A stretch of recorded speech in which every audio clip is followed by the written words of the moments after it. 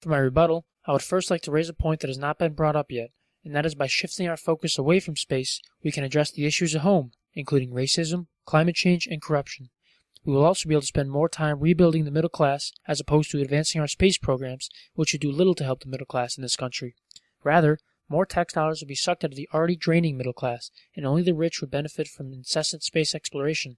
My opponent asserted that aliens might be harmful, therefore they are not worthy of protection. This point is invalid because it is by negating the resolution that we risk contact with aliens.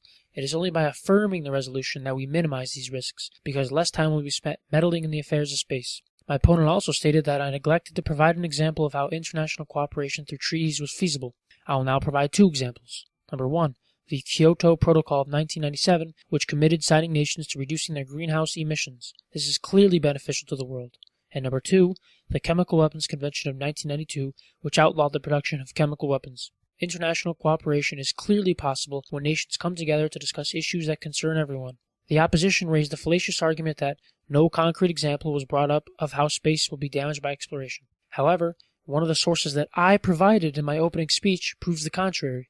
On page 1588 of the SETI Institute's article, Margaret Race said that, quote, NASA's planetary protection controls during the Viking missions require that spacecraft orbits be designed to prevent impacting Mars for a period of biological interest, which extended decades into the future in order to provide sufficient time for the study of Mars before it became contaminated by terrestrial spacecraft, end quote. My opponent also raised several points regarding the size of space, asserting that learning more about space has revealed to us just how large the universe is. He seems to be implying here that by reducing space exploration in order to protect microbial life, we will put a halt to this progress. However, most of the advancements in our knowledge of space have come from observations from Earth via telescopes.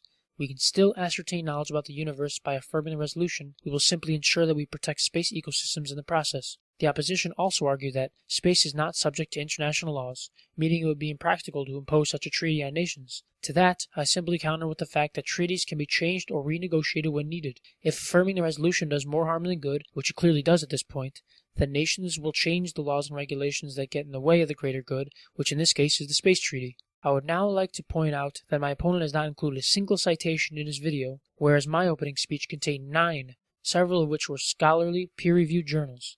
Judge, please take this into account when making your final decision. Furthermore, there were a number of points I raised in my opening speech that my opponent did not acknowledge.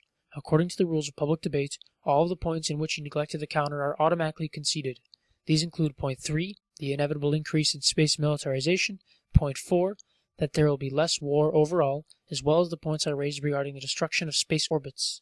Judge, for these reasons, I believe I am deserving of your vote. Thank you.